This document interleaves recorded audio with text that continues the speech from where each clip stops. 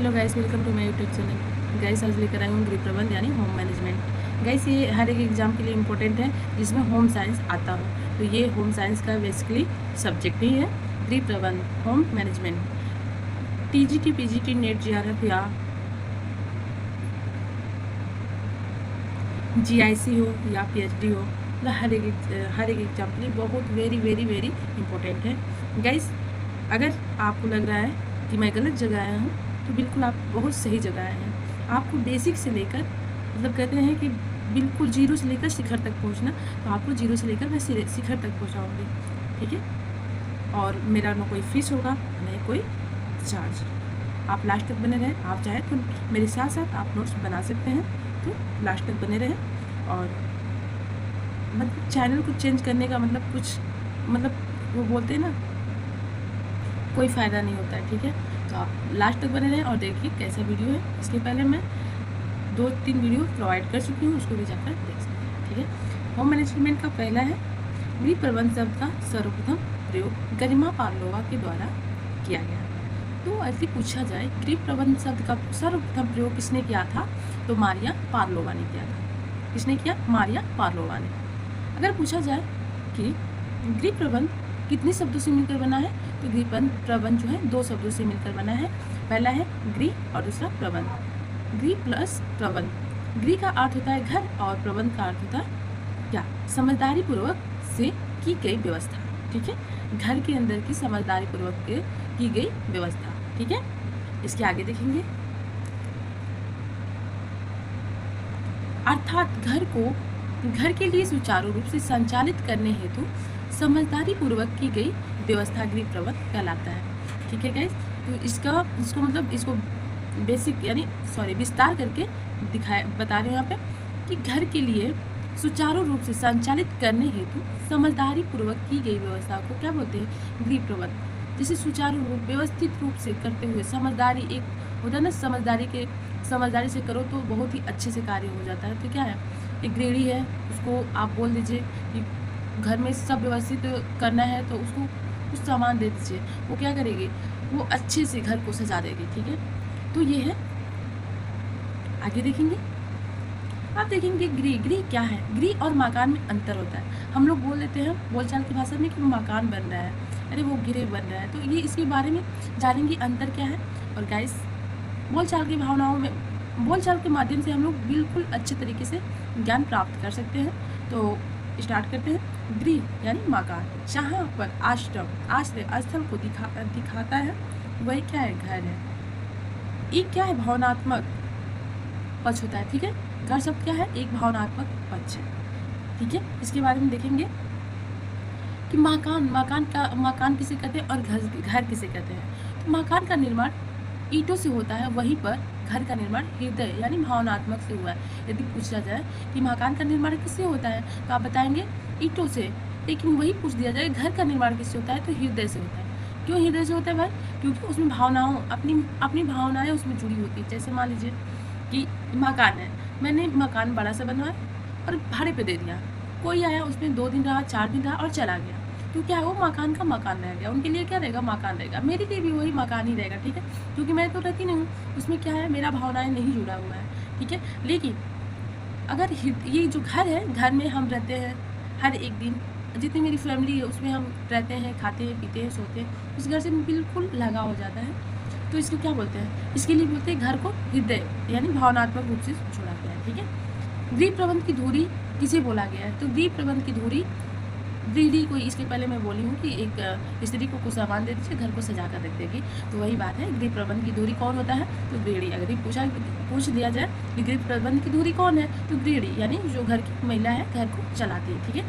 इसके बाद देखेंगे, ग्रॉस एवं कैंडल के अनुसार गृह व्यवस्था एक क्या है? मानसिक प्रक्रिया है जिसमें आयोजन, नियंत्रण, मूल्यांकन के द्वारा पारिवारिक साधनों का उपयोग करके पारिवारिक लक्ष्यों की प्राप्ति की जाती है, ठीक है। ग्रॉस एवं कैंडल कहते हैं कि गृह व्यवस्था एक क्या है? मानसिक प्रक्रिया है, मतलब, और जिसमें क्या? आयोजन, नियंत्रण, मूल्यांकन। जिसमें क्या होता है? आयोजन यानी नियोजन और नियंत्रण।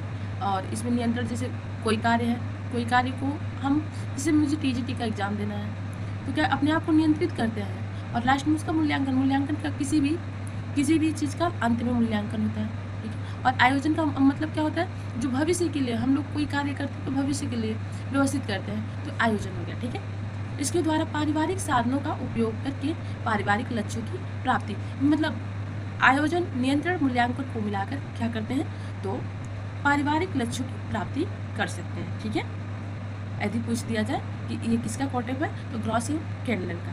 और कितने दिए हैं, तो कितने दिए हैं, 3 दिए हैं। कौन कौन से, आयोजन को हम नियोजन भी करते हैं, आयोजन, नियोजन और नियंत्रण, मूल्यांकन, ठीक है। आई होप गाइस आप सबको समझ में आ रहा होगा। अब देखेंगे आगे, गृह व्यवस्था निर्णयों की श्रृंखला होती है। गृह व्यवस्था क्या है, तो निर्णयों की श्रृंखला होती है। जैसे मान लीजिए घर पे है, कई लोग हैं, अब क्या किए कि कोई निर्णय ले नहीं रहे, कोई भी कार्य है तो छोड़ दें, अरे वो कर लेंगे, तो वो नहीं व्यवस्थित हो सकता है। एक गृहिणी है, अगर घर में कुछ ही नहीं है तो क्या करेगी, वो व्यवस्थित कर पाएगी, नहीं कर पाएगी। लेकिन अगर उसी में सभी लोग निर्णय ले रहे हैं कि नहीं इसको व्यवस्थित करना है, ये सामान आना चाहिए, तो ये सामान आना ही चाहिए, ठीक है। तो क्या गृह व्यवस्था एक निर्णय पे क्या निर्णय की श्रृंखला होती है। गृह प्रबंध को ग्रास एवं कैंडल ने क्या बताया, क्रियाशील यंत्र बताया। तो अगर कुछ दिया जाए गृह प्रबंधन को क्रियाशील किसने बोला, क्रियाशील यंत्र किसने बोला, तो ग्रॉस एंड कैंडल ने। यदि पूछ लिया कि क्रियाशील यंत्र किसने बोला, तो वो आप तो बता ही देंगे, ग्रॉस एवं कैंडल। यदि पूछा कि ग्रॉस एवं कैंडल का कोटअप क्या है, क्रियाशील यंत्र या इसमें से और भी कोई दूसरा कुछ उठाकर किसी और का कोटअप डाल देगा, तो आप क्या बताएंगे, क्रियाशील यंत्र ग्रॉस एवं कैंडल बोले। या तो पूछ दिया कि क्रियाशील यंत्र ग्रॉस एवं कैंडल कौन सा कोटअप दिए, तो क्रियाशील यंत्र, ठीक है। अब देखेंगे इसके आगे देखेंगे कोर्जिन के अनुसार, ठीक है। एक ये भी मनोवैज्ञानिक कोर्जिन, जो गृह व्यवस्था एक व्यवहारिक एवं सैद्धांतिक विज्ञान है, ठीक है। इनका क्या कोटिप है कि गृह व्यवस्था एक व्यवहारिक एवं सैद्धांतिक विकास है, ओके गाइस। तो इनका ये कोटअप है, गृह व्यवस्था एक व्यवहारिक एवं सैद्धांतिक विज्ञान है, ठीक है। किसका है, कोर्जिन के अनुसार दिया है, ठीक है। यदि पूछ दिया कोर्जिन के अनुसार कौन सा है, तो अभी बोली इसके पहले ना क्रियाशील यंत्र किसका है, तो आप बताएंगे ग्रॉस एवं कैंडल। यदि पूछ दिया जाए कि व्यवहारिक सैद्धांतिक विज्ञान किसने बोला है, तो कोर्जिन ने बोला था। अगला देखेंगे लिचफील्ड गृह प्रबंध को क्रियाओं का चक्र बोला है, ठीक है। गृह प्रबंध को क्रियाओं का चक्र यानी एक्शन ऑफ साइकिल कहा है, किसने, तो लिचफील्ड ने क्या बोला है, तो गृह प्रबंध को क्रियाओं का चक्र एक्शन ऑफ साइकिल बोला है, ठीक है। अब तो आप इसका क्लियर हो गया कि उनका व्यवहारिक सैद्धांतिक विज्ञान किसने, तो कोर्जिन ने बोला था। और क्रियाशील यंत्र किसने बोला था, तो कैंडल एवं ग्रॉस ने, यानी ग्रॉस एवं कैंडल ने। आप दोनों तरीके से बोल सकते हैं, कोई बात नहीं। अब इनका निकिल एवं डार्सी का देखते हैं, इन्होंने क्या कोटअप दिया है। तो गाइस ये कोटअप को भी याद रखें क्योंकि ये सब क्वेश्चन पूछे जाते हैं। तो निकिल डार्सी गृह व्यवस्था परिवार के लक्ष्यों की प्राप्ति हेतु आयोजन, नियंत्रण, मूल्यांकन को एक प्रक्रिया का है, ठीक है। निकिल एवं डार्सी भी वही बोले हैं कि गृह व्यवस्था जो होता है, गृह व्यवस्था परिवार के लक्ष्यों की प्राप्ति हेतु आयोजन, नियंत्रण, मूल्यांकन ये एक प्रक्रिया है। तो ग्रॉस एवं कैंडल भी यही कोटअप दिए थे और यही निकिल, तो इसको ज़्यादा याद करने की नहीं जरूरत है क्योंकि दोनों सेम ही है। इसके बाद देखेंगे आगे, इरिन ओपेनहेम गृह प्रबंध संस्कृति की जड़ होती है, किसने बोला था, इरिन ओपेनहेम, ठीक है। गृह व्यवस्था एक संस्कृति की जड़ होती है, इरिन ओपेन ने बोला है, ओके, ओपेनहेम, ठीक है। इसके आगे हम देखेंगे राजमल देवदास ने क्या बोला है। तो राजमल देवदास जो गृह निर्माण की सफलता की कुंजी बोला है, ठीक है। राजमल की देवदास गृह निर्माण की सफलता की कुंजी बोला है। इसके बाद अगला बोले हैं कि गृह व्यवस्था एक बांध की तरह होता है जिसमें साधनों को नियंत्रित किया जाता है, किसने बोला है, तो ये दोनों राजमल देवदास ने बोला था, ठीक है, कि गृह निर्माण की सफलता की कुंजी है, ओके। और दूसरा है कि इसको बाद भी बताए थे, ठीक है। और आगे देखेंगे हार्ट के अनुसार, हार्ट यानी ये तो आप समझ सकते हैं, हार्ट मतलब हृदय ही होता है या दिल में होता है, कुछ भी बोल सकते हैं। तो ये तो बिल्कुल आसान है कि हार्ट के अनुसार परिवर्तन गृह प्रबंधन का हृदय है, ठीक है। हार्ट के अनुसार परिवर्तन क्या है, तो प्रबंध का हृदय है, प्रबंध यानी व्यवस्था करने का हृदय है, व्यवस्थित हृदय है, ठीक है। तो आप इस कोटअप को याद करने की जरूरत है क्योंकि हार्ट यहाँ पे हृदय है, तो ये तो जाहिर सी बात है इससे जुड़ा हुआ है, तो एक बार आप एक माइंड कॉन्सेप्ट को क्लियर कर लीजिए। आगे देखते हैं। इसके बाद देखेंगे गृह प्रबंध शब्द का सर्वप्रथम प्रयोग मारिया पावलोवा के द्वारा किया गया था। तो गाइस ये इसके आगे देखते हैं, इसको हम लोग देख चुके हैं। अब देखेंगे गृह प्रबंध की विशेषताएं।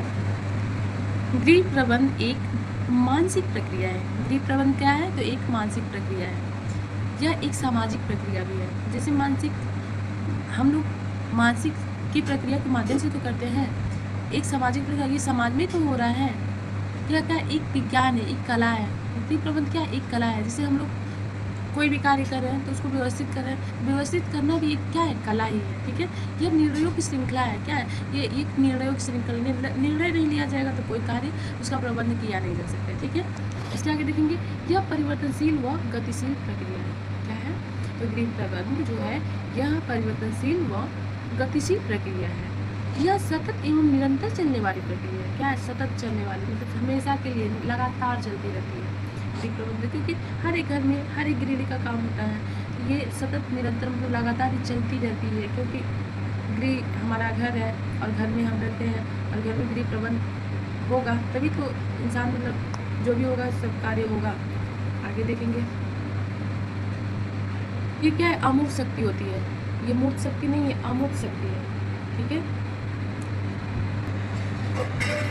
यह एक सर्वव्यापी प्रक्रिया है जिसे सार्वभौमिक भी कहते हैं और इसे सामूहिक प्रक्रिया भी कहते हैं। ठीक है, तो सर्वव्यापी प्रक्रिया सार्वभौमिक जिसे बोलते हैं और सामूहिक प्रक्रिया भी इसे ही बोलते हैं। ठीक है, तो गाइस आई होप आप सबको समझ में आ रहा होगा। आगे देखते हैं गृह प्रबंध का महत्वपूर्ण एवं आवश्यकता है। सॉरी, गृह प्रबंध का महत्व एवं आवश्यकता देखेंगे। तो लक्ष्यों की प्राप्ति हेतु गृह प्रबंध क्या करते हैं? लक्ष्यों की प्राप्ति हेतु अपने लक्ष्य को प्राप्त करने के लिए करते हैं। ठीक है, फिर क्या करते हैं? निर्णयों की प्रभावशीलता हेतु, तो अपने निर्णय लिए हैं उसको क्या कर प्रभावशील करें, उसको कर दिखाएं। पारिवारिक समायोजन, परिवार में क्या करें? समायोजन बनाए रखें। संसाधनों की उपयोगिता हेतु, यानी हर एक अभी क्या बोलेंगे, जब घर के अंदर सामान ही नहीं होगा तो गृह प्रबंध नहीं हो सकता है। तो वही है संसाधनों की उपयोगिता हेतु। फिर उसके बाद देखिए सीमित संसाधनों के उचित प्रयोग। जैसे मान लीजिए कोई भी सामान थोड़ा कम है, ठीक है, थोड़ा कम है, लेकिन उसको क्या है, उसको उचित जगह मतलब सही जगह पर प्रयोग करें, ताकि क्या है, मान लीजिए एक बात कुछ देर के लिए समझो, मान लीजिए बिजली है, ठीक है, और मीटर बैठा रखना है, और मुझे क्या है कि अगर हम दिन भर उसको पंखा चालू कर दें या एसी चालू कर दूँ या तो लगातार दिन रात लाइट चालू करें, क्या वो गृह प्रबंध है? नहीं, गृह प्रबंध नहीं है। क्योंकि अगर उसको हम क्या करेंगे, जैसे हम घर के अंदर गए तो लाइट ऑन कर देंगे, गर्मी लग रही है तो मतलब जो भी है कूलर, फैन या एसी जो भी है चालू करें, फिर जैसे बाहर निकले बंद कर दें। ठीक है, तो ये हम सीमित संसाधन मतलब सीमित उसको सीमित में करें, कम ही में ज़्यादा, तो हमारी बिजली बिल क्या आएगी? कम से कम आएगी। एक तो घर घर की कहानी है कि हर एक लोग यूज करते होंगे, तो इसमें तो आपको कोई संदेह नहीं समझने की। गृहिणी की मितव्ययिता, तो गृहिणी का मितव्ययिता भी होना बहुत जरूरी है। ठीक है, आगे देखेंगे। लेकिन गृह प्रबंध की समझ में भ्रांतियाँ कुछ होती हैं, तो इसके बारे में भी जानेंगे कौन कौन सी भ्रांतियाँ होती हैं। प्रबंध घर की मुखिया तक ही सीमित नहीं होता है, ये बात तो सही है। जो गृह प्रबंध है वो घर के मुखिया तक नहीं सीमित होता है, क्योंकि मुखिया क्या करेगा, कोई सामान लाकर घर के अंदर रख ही देगा। ठीक है, व्यवस्थित करना क्या होता है, एक गृहिणी का काम होता है। ठीक है, तो इसमें क्या है, यही बोला है कि प्रबंध घर के मुखिया तक ही सीमित नहीं होता है। ठीक है, फिर अगला है प्रबंधन का आशय केवल क्या है, कार्य संपादन नहीं है। प्रबंधन का आशय सिर्फ कार्य का संपन्न करना नहीं होता है। प्रबंधन का अर्थ होता है व्यवस्थित, गृह को व्यवस्थित ढंग से करना। ठीक है, उसके बाद लक्ष्यों को प्राप्त करना ही प्रबंध नहीं है। सिर्फ क्या कि हम लक्ष्यों को प्राप्त मतलब होता है ना, फटाफट करके ये कर दो, कुछ ही दिन के लिए लक्ष्यों को प्राप्ति हो जाएगी इससे, तो ये नहीं है। लक्ष्यों को प्राप्त करना गृह प्रबंध नहीं होता। ठीक है, सिर्फ नहीं होता है। ओके, आगे देखेंगे। लक्ष्यों की प्राप्ति जरूर होता है, लेकिन सिर्फ नहीं होता है, इसके आगे भी बहुत कुछ मतलब होता है ना कि सिर्फ गृह प्रबंध हम लक्ष्यों के लिए प्राप्त कर लेंगे उसके बाद छोड़ देंगे, तो ऐसे नहीं होगा, उसको आगे तक लेकर चलना ही पड़ता है। उसके बाद देखेंगे हम अच्छे प्रबंधक जन्मजात नहीं होते, मतलब अच्छे प्रबंधक जो होते हैं वो जन्मजात नहीं। जैसे मान लीजिए कोई एक बच्चा है, बच्चा सीखता है, जैसे करत अभ्यास के जड़मत हो सुजात रस्सी आवत जाते सर पे पड़े निशान। ठीक है, तो वही बात है कि कोई भी व्यक्ति है वो जन्म से कोई भी चीज़ नहीं सीखता है, धीरे धीरे करके अपने कार्यों को सीखता है। अब गृह का प्रबंध जैसे घर का प्रबंध है तो क्या करेगा, अभी कुछ दिन तक अपना पढ़ाई, जैसे मान लीजिए हम लोग स्टूडेंट हैं, पढ़ाई कर रहे हैं, पढ़ाई के बाद सीखे होंगे कुछ, धीरे धीरे करके कभी रोटी सीखे, कभी मतलब चावल बनाना, कभी सब्जी बनाना, अब पूरा खाना बनाना आ गया ना। ऐसे ही अब गृह को व्यवस्थित करना है तो कैसे क्या करना है, कौन सा सामान कहाँ रखना है, कैसे मतलब कहाँ मसाला रखना है, कहाँ धनिया, कहाँ तेल, कहाँ मिर्च मसाला जो भी होता है तो व्यवस्थित करना पहले से नहीं आ गया होगा किसी को, चाहे मुझे चाहे किसी को, ठीक है। सीखते सीखते अब आ गया होगा, ठीक है। तो वही है, अच्छे प्रबंधक जन्मजात नहीं होते हैं, ये मतलब सीखना पड़ता है इसको, ठीक है। आगे देखेंगे इसके बारे में। प्रबंधक प्रशिक्षण के द्वारा ही बनते हैं। अभी इसके पहले मैं क्या बोली कि खुद नहीं कोई करता है, मान लीजिए माँ के माध्यम से कोई सीखा होगा, कोई बहन के माध्यम से सीखा होगा, या कोई अदर के माध्यम से भी सीख सकता है। तो प्रबंधन का प्रशिक्षण के द्वारा कोई सीखता है, ठीक है। चाहे मान लीजिए पढ़ना पठन पाठन जो है तो कोई एक इंसान तो सीखता नहीं है, प्रश्न नहीं सीख पाता है, किसी न किसी के माध्यम से सीखना ही पड़ता है, ठीक है। जैसे मान लीजिए कोई सिखा रहा है, कोई छोटा बच्चा है, उसको ABCD नहीं आ रहा है, तो क्या वो डायरेक्ट तो नहीं सीख पाता है, उसको कोई ना कोई माध्यम होना चाहिए, उसकी मम्मी पापा या कोई टीचर, ठीक है। चाहे बड़े ही समझ लीजिए, जैसे हम और आप हैं, तो सामने वाला आपको गाइड कर रहा है या मुझे गाइड कर रहा है, तो क्या है, वो प्रशिक्षण कोई कर रहा है, फिर उसके बाद हम सीख पा रहे हैं, ठीक है। आगे देखेंगे, प्रबंधन एक साधन है, साध्य नहीं है, ठीक है। प्रबंधन का एक साधन है और साध्य नहीं, ओके। और प्रबंधन हमेशा लचीली होनी चाहिए, ठीक है, कठोर बिल्कुल नहीं। प्रबंधन कैसे होनी चाहिए, तो हमेशा लचीली होनी चाहिए, और लचीली नहीं रहे तो कैसे काम चलेगा, घर के अंदर की बात है, ठीक है। कठोर बिल्कुल नहीं होनी चाहिए। इसके बाद हम देखेंगे गृह प्रबंध के स्तर, तो देखेंगे ग्रॉस एवं कैंडल के अनुसार और निकिल एवं डार्सी के अनुसार। ग्रॉस एवं कैंडल जो आयोजन, अभी इसके पहले मैं बताई थी, ऑब्लिक नियोजन, आयोजन को नियोजन करते हैं मतलब, और नियंत्रण मूल्यांकन, ठीक है। जबकि निकिल डार्सी क्या बताए थे, आयोजन फिर संगठन फिर नियंत्रण फिर मूल्यांकन, फिर बाद में बताएंगे इसको संगठन को फिर से हटा दिए थे, फिर इनका भी 3 ही रह गया था, ठीक है। तो आयोजन, नियोजन और नियंत्रण और मूल्यांकन, और इन्होंने क्या, आयोजन संगठन नियंत्रण मूल्यांकन, ठीक है। इसके आगे हम देखेंगे, नोट में देख सकते हैं कि 1930 में निकिल डार्सी के बताए गए 4 स्तरों में से संगठन को निकाल दिया गया था। कब निकाला गया, यदि पूछा जाए कि संगठन को निकिल डार्सी के अनुसार जो था 4, तो कब निकाला गया, तो 1930 में, ठीक है। और वर्तमान में कितने स्तर रह गए, 3 ही। इसके पहले मैं बताई हूँ कि ये संगठन 4 भले ही दिया गया है लेकिन 3 ही होता है, ठीक है। तो वर्तमान में कितने स्तर है, 3। अगर पहले 1930 के पहले यदि पूछा गया तो कितना बताएंगे, 4। कौन कौन से, आयोजन, संगठन, नियंत्रण और मूल्यांकन, ठीक है। आई होप गाइस आप सबको समझ में आ रहा होगा। गृह प्रबंधन कला और विज्ञान है, क्या है, गृह प्रबंधन क्या है, कला और विज्ञान। एक कला है जिसे कोई कार्य करना है तो वो बिना के, एक रोटी बनाना है तो रोटी को हमको गोल सीधा गोल बनाना है, ठीक है, गोल नहीं बना लेकिन मतलब गोल बनाना है रोटी को, और रोटी नहीं बन पा रही है सही, तो क्या है, जो बनाने लगा उसको क्या है, एक कला है, वो सीख गया है। सब्जी बनाना क्या है, कला है, सीख गया। विज्ञान, व्यवस्थित उपकरणों को बोलते हैं ना कि व्यवस्थित, जहाँ व्यवस्थित उपकरण हो वही तो विज्ञान, छोटे छोटे उपकरण को इकट्ठा करते हैं, तो उसे कला और विज्ञान दोनों बोलते हैं, ठीक है। व्यवस्थित गृह विज्ञान, गृह प्रबंध को, ठीक है। आगे देखेंगे, आयोजन। आयोजन जो है भविष्य के लक्ष्यों को प्राप्त करने की रूपरेखा है। सबसे पहले मैं पढ़ाई थी कि आयोजन क्या है, तो भविष्य के लिए मैं बोली थी ना, तो वही भविष्य के लक्ष्यों को प्राप्त करने की रूपरेखा है, अपने भविष्य को, जैसे जो चल नहीं रहा है, जो आने वाला है उसके लिए। फिर नियंत्रण, वर्तमान में कार्य का नियंत्रण, जैसे वर्तमान में अभी हम क्या कर रहे हैं, हमको TGT की तैयारी करना है, PGT की तैयारी करना है, तो मैं क्या कर रही हूँ कि मुझे शादी अटेंड करना है, तो क्या अरे चलो शादी पहले अटेंड करते हैं फिर पढ़ाई करेंगे। क्या कोई फंक्शन है छोटा मोटा, या कोई किसी का बर्थडे है, किसी ने इन्वाइट कर दिया, फिर हमने क्या किया, फिर चले गए, तो क्या वो मेरा नियंत्रण है, नहीं। अपने आप को नियंत्रित करेंगे कि नहीं, अरे मेरा TGT का एग्ज़ाम है, मैं कैसे जाऊँ, मेरा PGT का एग्ज़ाम है, मैं छोड़ कर चली गई, मेरा ये सिलेबस पीछे रह जाएगा, तो अपने आप को क्या करेंगे, नियंत्रण, वर्तमान उसी समय जो चल रहा है। फिर उसके बाद क्या करेंगे, मूल्यांकन क्या होता है, तो प्राप्त किए गए परिणाम, भूतकाल का मूल्यांकन, जैसे बीता हुआ, जैसे मैं अब मान लीजिए हम या आप, हम लोग स्टडी कर रहे हैं, ठीक है, स्टडी के पश्चात क्या होता है, मूल्यांकन होता है। तो पढ़ाई करने के बाद ही तो हम एग्ज़ाम देंगे, एग्ज़ाम के बाद ही तो हमारा मूल्यांकन होगा, रिजल्ट आएगा तो क्या मूल्यांकन ही तो है। वैसे ही इनका भी वही होता है। ठीक है, आगे देखते हैं। गृह प्रबंधन व्यवस्थापन का पहला व सबसे महत्वपूर्ण स्तर है। क्या है? तो गृह प्रबंधन व्यवस्थापन का पहला और सबसे महत्वपूर्ण स्तर होता है। महत्वपूर्ण स्तर क्यों बोला गया है? क्योंकि ये मतलब ये जो सबसे मेन होता है ना, यही होता है गृह प्रबंधन व्यवस्थापन का। ओके, फिर देखेंगे सर्वाधिक निर्णय इसी स्तर पर लिए जाते हैं। किस पे? तो गृह प्रबंधन पे। सर्वाधिक निर्णय कहाँ लिए जाते हैं? तो गृह प्रबंधन पे। ठीक है, इसके आगे देखेंगे। यह एक ब्लूप्रिंट रूपरेखा है। कैसा है? तो ब्लूप्रिंट रूपरेखा। गृह प्रबंधन कैसा है? तो अगर पूछ दिया जाए कि गृह प्रबंधन कैसा है, तो ब्लूप्रिंट रूपरेखा है। ओके, आयोजन बनाते समय क्यों और कैसे, किस तरह, कब जैसे विचार सम्मिलित होते हैं। ओके, आयोजन बनाते समय क्यों मतलब क्वेश्चन मार्क लगता है, और कैसे मतलब क्यों हो रहा है तो उसको कैसे करें, वो तो जान गए क्यों, तो अब उसको मतलब क्यों जान गए तो कैसे करना है ये भी तो जानना जरूरी है। और किस तरह कैसे करना, तो उसको फिर किस तरह, फिर कब, उसका भी एक समय होगा ना कोई।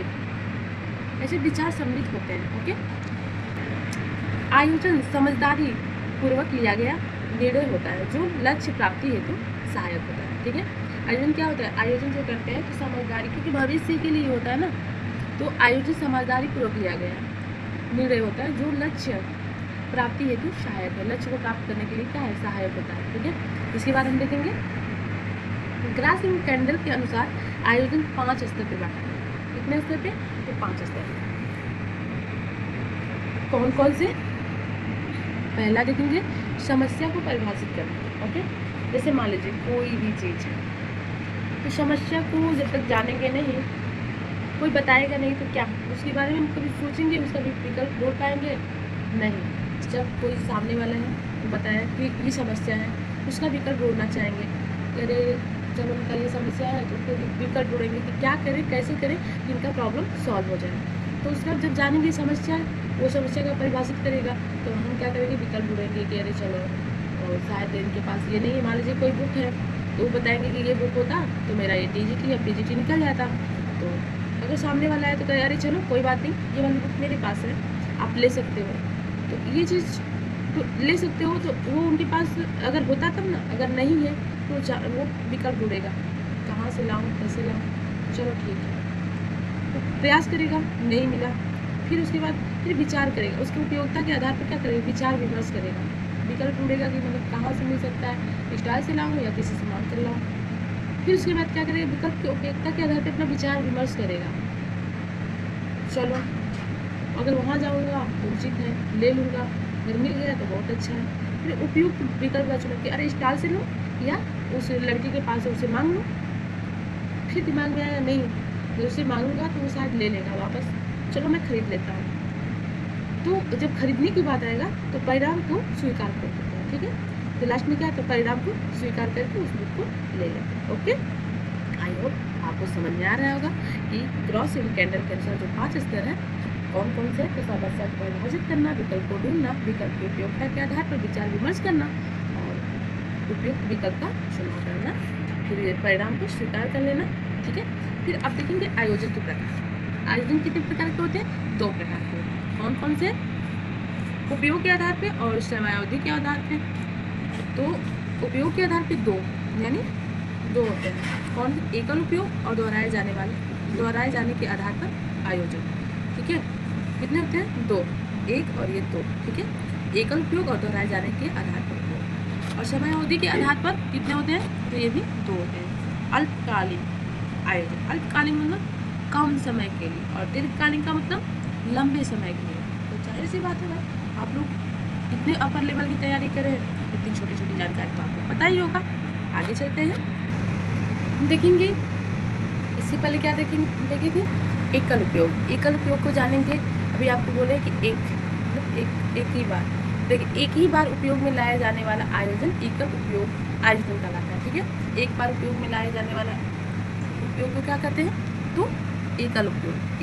एक बार लाया गया आयोजन को एकल उपयोग कहते हैं। इसके बाद देखेंगे क्या यहाँ पे देख सकते हैं दोहराए गए योग्य मतलब बहुत मतलब दोहराए जाना, कई बार उसको दोहरा सकते हैं ना। तो बार बार उपयोग में लाए जाने वाले आयोजन दोहराने योग्य आयोजन के अंतर्गत आता है। यह अधिक अस्थायी होता है, ठीक है। उसकी एक बार मान लीजिए कोई भी सामान है, सिर्फ और सिर्फ हम कोई बुक एक बार पढ़ लिए तो क्या उसको हम बोलेंगे बहुत बहुत तो बोल नहीं सकते, उसको एक ही बोलेंगे, एक ही बार पढ़ता है ना, इसके लिए उसको एक और बहु मतलब बार बार दोहराए, मतलब बहुत बार इसको दोहराए गए आयोजन को क्या बोलते हैं, तो दोहराए जाने योग्य आयोजन बोलते हैं। और इसको अधिक अस्थायी भी बोलते हैं, वो अस्थायी होता है, अस्थायी होता है लेकिन बहुत कम टाइम के लिए होता है, ठीक है। इसके बाद हम देखेंगे इसको अल्पकालीन। इसके पहले हम बोले कि अल्पकालीन बिल्कुल छोटा मतलब कम समय के लिए, और दीर्घकालीन का मतलब लंबे समय के लिए, है ना। समय तो पूछा था ना। तो देखेंगे अल्पकालीन आयोजन की चतुराई भरा आयोजन करते हैं, जिसे टेक्निकल आयोजन के आधार से जाना जाता है।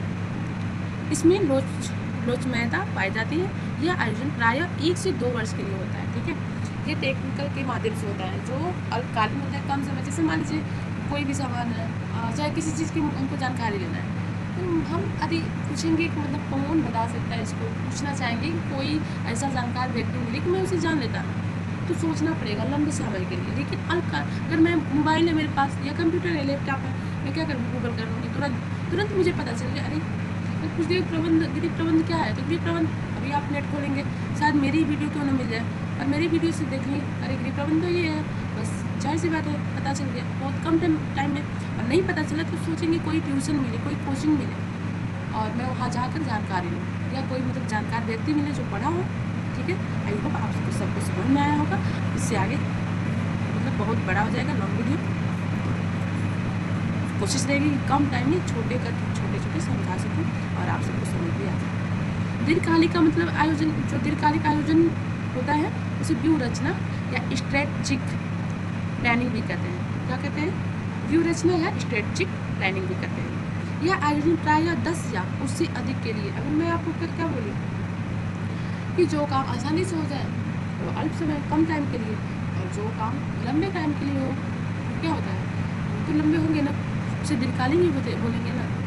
तो इसके पहले एग्जाम्पल दी, एक एग्जाम्पल दोनों के लिए काम आ जाएगा। जैसे अभी मैं बोलूँ कि गिरी पर्वत की जानकारी लेना है, तो यूट्यूब पे अगर आपके पास यूट्यूब मोबाइल है, यूट्यूब खोलें, तुरंत पढ़ लिए। अगर नहीं मतलब आप ही को नहीं, किसी को बोल रहे हैं, मतलब जिसके पास नहीं मोबाइल है तो किसी टीचर को ढूंढेगा, किसी जानकार व्यक्ति को ढूंढेगा, तो क्या है ढूंढते तो उस व्यक्ति को पाएगा तो दीर्घकालीन लंबा समय लग जाएगा, ठीक है। तो एग्जाम्पल के तौर पे बस समझने और समझाने के लिए गाइस बोल रही हूँ, ना कि कोई अपने पे लीजिएगा, ठीक है गाइस। आज के लिए बस इतना ही। अगली वीडियो चाहिए कमेंट बॉक्स में ज़रूर बताएं, और गाइस इसको नोट जरूर बनाएं, ठीक है। बिल्कुल बेसिक जानकारी, वन लाइनर है, और ये आपकी लाइफ में ज़रूर अच्छा काम देगा, ठीक है। तो आज के लिए बस इतना ही। अगर वीडियो अच्छी लगी तो लाइक सब्सक्राइब और शेयर जरूर करें, और कमेंट जरूर करें कैसी वीडियो और ये वीडियो के लिए। चलते हैं, बाय बाय, धन्यवाद।